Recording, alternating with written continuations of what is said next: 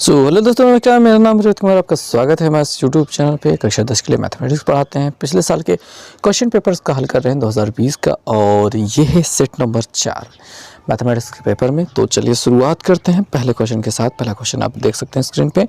क्या है क्वेश्चन? कहा गया है कि पहले क्वेश्चन में टोटल आपके पास 6 बहुविकल्पीय प्रश्न होते हैं और इन्हीं को प्रश्न को हल करना है। तो पहला जो इसका पहले का पहला है, कह रहे हैं निम्न में से कौन सा सहअभाज्य संख्याओं का एक ही युग्म है। सहअभाज्य वो संख्या वो एक होती हैं जिनका मासा एक होता है, ठीक है, जो आपस में नहीं करती हैं किसी से। तो देखिए हमारे पास जो पहला और 14 और 35 है, तो ये देखिए 7 दूनी 14 होता है, 7 पचे 35 होता है। ये दोनों गिनती 7 से कट रही है, इनके साह मतलब कि इनका जो मासा हो रहा है वो 7 हो रहा है, तो ये तो सहअभाज्य है नहीं। और 18 और 25 देख लेते हैं। 18 और 25 सहअभाज्य है, क्योंकि ये 5 और 5 से अकेले से करता है, ये 5 से नहीं करता, तो ये सहअभाज्य है। बाकी ऑप्शन को भी चेक कर लेते हैं। जैसा कि हमको 31 और 93 दिया गया है, तो 31 3 ये 93 होता है, 31 से दोनों गिनतियाँ कट रही हैं, और 32 और 62 तो 2 से कटते ही हैं। तो हमारा जो 25 और 18 है, यही वाला सही विकल्प है। इसी पे आप सही ऑप्शन मतलब सही लगा देंगे, ठीक है। नेक्स्ट क्वेश्चन पे हम चलते हैं। जो ख नंबर प्रश्न कहा गया है, कह रहे हैं एक बिंदुओं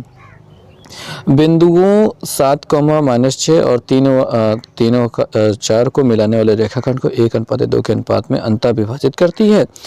यह बिंदु किससे संबंधित है, मतलब किस चतुर्थांश से संबंधित है? तो भाई बात यह है कि 7, -6 और 3, 4 इनको मिलाने वाले रेखाखंड को जो ये है 1:2 के अनुपात में विभाजित करता है। तो ये वाला जो बिंदु हमारा जो आप विभाजित करने वाला बिंदु है वो कहाँ पे स्थित है, इसके बारे में हमको बताना है। तो इसके लिए हमको पता होना चाहिए कि इसके निर्देशांक क्या है, कोऑर्डिनेट्स क्या हैं। तो चलिए हल करते हैं। भाई x के लिए क्या होता है, फार्मूला क्या होता है? x = होता है x1 m2 + x2 m1 upon m1 + m2। ये आपको पता ही होगा, बिल्कुल बहुत अच्छे से पता है, ठीक है। तो इसको रखते हैं। x की वैल्यू निकालने के लिए x1 7 × 2 7 दूनी 14 प्लस 3 × 1 3 × 9 3 बटा 3 और 1 मिलकर के 2 1 मिलकर 3 हो जाएंगे। 14 3 17/3। ये धनात्मक आ रहा है, ये हमारे लिए इम्पोर्टेंट है, ठीक है। तो आगे वाले बात करते हैं। y की जो निर्देशांक है वो 6 दूनी 12 -12 हो जाएगा, प्लस 4 1 4/3 हो जाएगा, घटाने पर -8/3 आ रहा है। ये ऋणात्मक है, ये हमारे लिए इम्पोर्टेंट है। तो भाई बात समझेंगे, ये धनात्मक है, x में हम प्लस की ओर जाएंगे, ये ऋणात्मक है, हम नीचे की ओर आएंगे। कौन से चतुर्थांश में पहुंच गए? चौथे चतुर्थांश में पहुंच गए। तो यहाँ नहीं कि हमारा ये जो बिंदु होगा वो चौथे चतुर्थांश में होगा, हमें बस इतना सा बताना है कि किस चतुर्थांश में ये है, चौथे चतुर्थांश में है। दोस्तों जो अगला प्रश्न है उसमें हम देख पाते हैं कि कहा गया है 5 सेंटीमीटर त्रिज्या के वृत्त पर उसके केंद्र से 13 सेंटीमीटर की दूरी पर स्थित बिंदु से खींची गई स्पर्श रेखा की लंबाई ज्ञात कीजिए। तो आइए देखते हैं। भाई वृत्त ऐसा है, इसकी त्रिज्या 5 सेंटीमीटर है, उसके केंद्र से 13 सेंटीमीटर की दूरी पर स्थित कोई ऐसा बिंदु है। तो यहाँ पे स्पर्श रेखा की लंबाई हमको बतानी है। अगर आपको पता है तो ये देखिए 90 अंश का कोण बनता है, ये कर्ण बनता है। ये क्या है? कर्ण है। ये आधार है, आपको ये लंब निकालना है, ठीक है। तो लंब बराबर क्या होता है? कर्ण स्क्वायर, ठीक है, माइनस आधार स्क्वायर का वर्गमूल। 13 में 169 होता है, 13 में 169 होता है। पाइथागोरस थ्योरम लगा लेना। भाई आपको ये डायरेक्टली हमको मुझे लगता है कि आपको नहीं जल्दी से पता चल पाएगा, ध्यान से देखना। और हाँ, बहुविकल्पीय प्रश्न है तो पूरा एक्सप्लेन करने की ज़रूरत नहीं, ये हल कर लेना, क्वेश्चन उतार लेना और उसका सही वाला आंसर डायरेक्ट लिख देना, बस इतना सा काम होता है बहुविकल्पीय प्रश्नों में। तो ध्यान देना, 90 अंश का कोण यहाँ पे बनेगा। ये वाला जो 13 दिया गया है ये कर्ण है, क्योंकि केंद्र से दूरी दी गई है। त्रिज्या आपको 5 दी गई है, तो त्रिज्या हम 5 रख देंगे। स्पर्श रेखा की लंबाई निकालनी है, तो ये जो हिस्सा दिखाई दे रहा है कर्ण है। तो अपने जो पाइथागोरस थ्योरम होता है वो कर्ण स्क्वायर बराबर लंब स्क्वायर, लंब हमारा मान लेते हैं x है, x² + 5 स्क्वायर यानी आधार स्क्वायर, यही तो होता है। तो 13 में 169 - 5 = 25। 169 में 25 को घटाया जाएगा, कितना मिलेगा? हमको 4 मिलेगा। 6 में से 2 गया, 4 मिलेगा। 144 का वर्गमूल निकलेगा। यहाँ से भी वही सेम चीज़ है, वही सेम चीज़ यहाँ पे है। 144 होता है 12 का वर्ग, 12 बराबर में 144 होता है। अगर याद नहीं तो वर्गमूल निकाल लेना, गुणनखंड करके निकाल लेना, नहीं भाग से निकाल लेना। अब बस निकाल लेना। वैसे 13 और 5 के साथ में 12 होता है, आपने इतने दिनों से पढ़ा है तो आपको ये याद ही होगा कि 12 का होता है, तो आपको 12 आंसर सही हो जाएगा। नेक्स्ट क्वेश्चन पे चलेंगे, ठीक है, ये क्वेश्चन तो हो गया।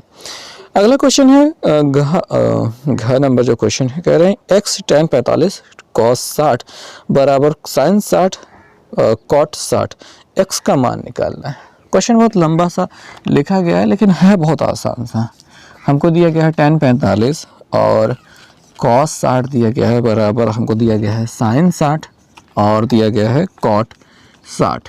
तो सभी की वैल्यू रख देनी है। tan 45 का मान 1 होता है, x गुणित tan 45 का मान 1, cos 60 का मान क्या होता है 1/2 होता है, बराबर sin 60 का मान √3/2 होता है और cot 60 का मान होता है √3 नहीं 1/√3 होता है, 1/√3 होता है। सभी की वैल्यू आपको पता होनी चाहिए, आप रख लेंगे। अच्छा मैं देखिए tan 45 का मान तो 1 होता ही होता है, उसको रट लीजिए। cos 60 का मान जो होता है sin 30 के बराबर होता है, sin 30 का कितना होता है 1/2 होता है, रख दिया। sin 60 का मान √3/2 होता है। जो cot 60 दिया गया है वो tan 30 के बराबर होता है, tan 30 का मान होता है 1/√3, तो ऐसा कर लिया। इससे ये कट गया और ये 2 से 2 आप चाहे काट लो या फिर 2 को ऊपर भेज दो तब काट लो। x की वैल्यू कुल मिला के आपको 1 ही तो मिलने वाली है, 1 मिल गई, आंसर मिल गया। नेक्स्ट क्वेश्चन पे चलते हैं। क्या कहा जा रहा है कि एक कार के 2 वाइपर है, वो जो शीशे के आगे लगे रहते हैं, फ्रंट वाले शीशे के आगे लगे रहते हैं, पानी साफ करने वाले वाइपर, जो एक दूसरे को आच्छादित नहीं करते। मतलब वैसे तो हम देखें जब लगाते रहे स्वाइपर ऐसे सरकता है, बगल वाला भी उसकी जगह को घेरता है, लेकिन मान लेते हैं यहाँ पे हम आच्छादित नहीं कर रहे उसको, उसकी जगह दोनों का एरिया अलग अलग है। वाइपर की पत्ती की लंबाई 8 सेंटीमीटर, 120 अंश का कोण घूमकर सफाई करते हैं। प्रत्येक पत्तियों के प्रत्येक बुहार के साथ साफ हुए क्षेत्रफल भाग का मतलब क्षेत्रफल ज्ञात कीजिए। तो भाई ये क्या है, देखो पत्तियां ऐसे लगी रहेंगी, अगर एक बार इसे साफ करेंगे 120 अंश का कोण बनाने के साथ में, तो वो पूरा इतना एरिया से कवर करेंगे, ठीक है। ये होता है क्या त्रिज्य खंड, और इसका हमको क्षेत्रफल निकालना है, केवल ये एक पत्ती का है, इसी में गुणा कर देंगे 2 से तो 2 पत्तियों का हो जाएगा, तो 2 गुणते यहाँ पे ये त्रिज्य खंड का सूत्र क्या होता है θ/360, थीटा मतलब 120/360, ठीक है। और पाई आर स्क्वायर, पाई आर की जगह तो आर दिया है तो आर स्क्वायर ये हो गया, 0 कट गया, बाद जो भी बात है 36 हो गया और 2/3 पाई आर स्क्वायर। ऑप्शन देखें तो 2/3 pi R square, 2/3 pi R square, last वाला विकल्प मिल रहा है। तो ऐसे करके आप इस क्वेश्चन का आंसर निकाल लोगे, ठीक है, बात समझना। अच्छा इससे रिलेटेड और लंबा सा क्वेश्चन भी आता है आपके, पूरा है जो 4 नंबर का क्वेश्चन भी आ सकता है। फिलहाल अगले वाले क्वेश्चन पे चलेंगे जो कि 4 नंबर क्वेश्चन है। कह रहे हैं एक सामान्य वर्ष में 53 रविवार होने की प्रायिकता क्या है। तो एक सामान्य दिन में सामान्य वर्ष में 53 रविवार होने की प्रायिकता के बारे में थोड़ा जान लेते हैं। सामान्य वर्ष जो होता है उसमें 365 दिन होते हैं, और अगर हम 7 से भाग करते हैं तो हमको पता चलेगा क्या, 7 × 35 होता है, बचेगा 1, 5 × 7 दूनिया 14, बचा कितना है 1 शेष फल। सामान्य वर्ष में 365 दिन में 52 हफ्ते होते हैं, 52 हफ्तों में सभी दिन जो होते हैं ना वो 52 बार आते हैं। कितने बार आते हैं 52 बार सभी दिन, सोमवार रविवार सोमवार मंगलवार बुधवार बृहस्पतिवार शुक्रवार शनिवार, सभी के हैं 52 दिन 52 बार आते हैं। एक दिन जो एक्स्ट्रा पड़ता है, एक्स्ट्रा जो पड़ता है उसी की वजह से कोई एक दिन 53 बार आ सकता है। तो हमारे पास टोटल कितने दिन हैं 7 दिन है, 7 में से कोई एक आ जाएगा, वो आपको पड़ जाएगा 53 बार। तो हमारे पास क्या लाना है, हमें कोई लाना है सोमवार के रविवार।